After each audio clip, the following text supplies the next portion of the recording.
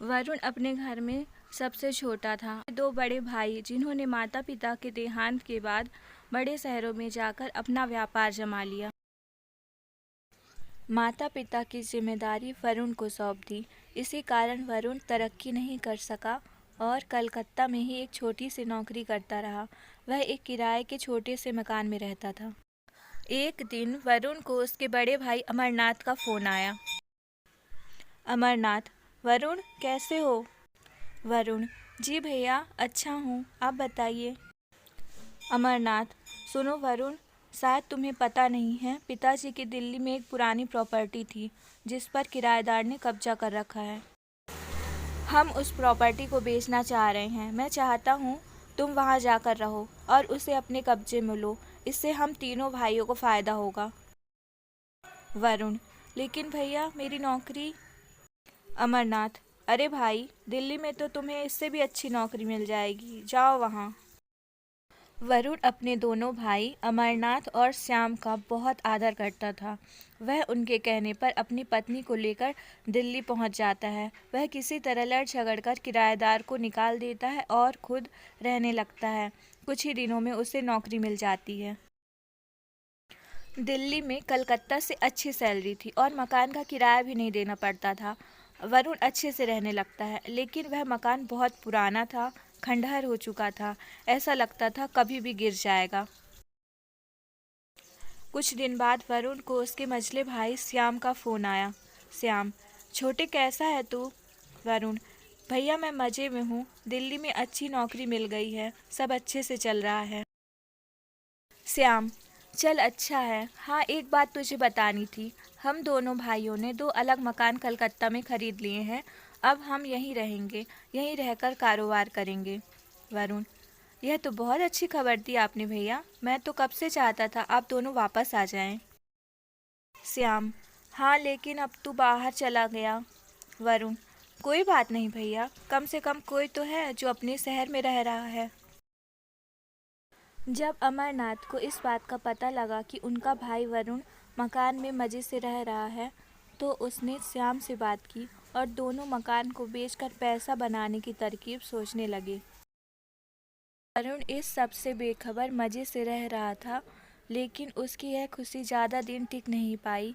एक दिन मकान का कुछ हिस्सा गिर गया, जिसे मरम्मत कराने के लिए वरुण के पास पैसे नहीं थे। अमरनाथ और श्याम को जब यह बात पता लगी तो दोनों दिल्ली पहुंच गए। अमरनाथ: वरुण यहाँ रहना खतरे से खाली नहीं है। मैं बात करता हूँ, हम इसे बेच देते हैं। इससे जो तेरे हिस्से में पैसे आए उससे कलकत्ता में मकान खरीद लेना। वरुण तैयार हो गया।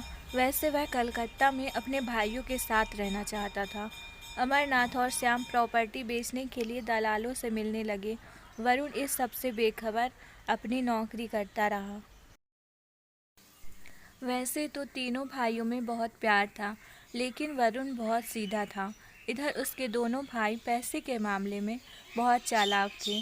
एक दिन उस मकान का सौदा हो गया। वरुण ने भी कागज़ साइन कर दिए। तीनों प्रॉपर्टी बेचकर कलकत्ता पहुंच गए।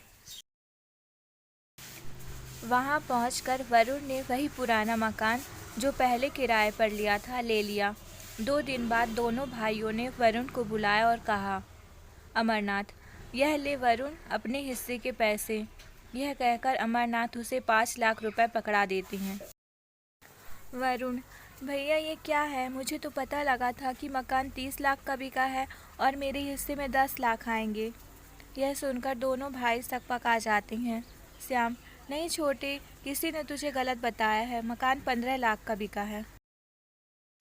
वरुण: भैया आप ठीक कह रहे होंगे, एक काम कीजिए, ये पैसे भी आप रख लीजिए। मैं आपकी बहुत इज्जत करता हूँ, लेकिन मुझे लगता है पैसों की ज़रूरत आपको मुझसे ज़्यादा है। यह कहकर वरुण पैसे छोड़कर वापस घर आ जाता है। उसे विश्वास नहीं हो रहा था कि उसके दोनों भाई उसके साथ इतना बड़ा धोखा कर सकते हैं। इधर अमरनाथ की पत्नी जानकी जी ने वरुण के जाने के बाद दोनों को आड़े हाथों लिया। जानकी जी, आप लोगों को शर्म आनी चाहिए। अगर उस समय सास ससुर जी की जिम्मेदारी वरुण ने ना उठाई होती तो आप ये लाखों रुपए कमा पाते वो भी अपने माता पिता को छोड़कर पैसे कमाने जा सकता था। आज आप उसका हिस्सा मार रहे हैं। अपनी पत्नी की बात सुनकर अमरनाथ को बहुत पछतावा होता है। जानकी जी, वो बेचारा आप दोनों का इतना आदर करता है कि चुपचाप चला गया। और कोई भाई होता तो आपको कचहरी में घसीटता। श्याम, भैया गलती तो हमसे हो गई। वो बेचारा किराए के मकान में रह रहा है और हमारे पास दो दो बड़े मकान हैं। 1 महीने तक वरुण से उनकी कोई बातचीत नहीं होती। एक दिन दोनों भाई अपनी पत्नियों के साथ वरुण के घर पहुंच जाती हैं। आज रविवार था। वरुण घर पर ही था। वरुण, अरे भैया भाभी, आप आइए बैठिए, मैं अभी आपके लिए पानी लेकर आता हूँ। अमरनाथ, बस वरुण, हम बहुत शर्मिंदा हैं। तेरे साथ हमने बहुत गलत व्यवहार किया। वरुण, भैया भूल जाइए, हम सब में प्यार बना रहे, बस मुझे और कुछ नहीं चाहिए। श्याम, ये ले वरुण अपने मकान के कागज़। हमने पूरे पैसे से तेरे लिए मकान खरीद लिया 30 लाख का। वरुण की आंखों से आंसू बह रहे थे। उसे देखकर अमरनाथ की आंखें भी नम हो गईं। वे उसी दिन वरुण का सामान नए घर में पहुंचा आए और उसकी नौकरी छुड़वाकर उसे अपने व्यापार में शामिल कर लिया।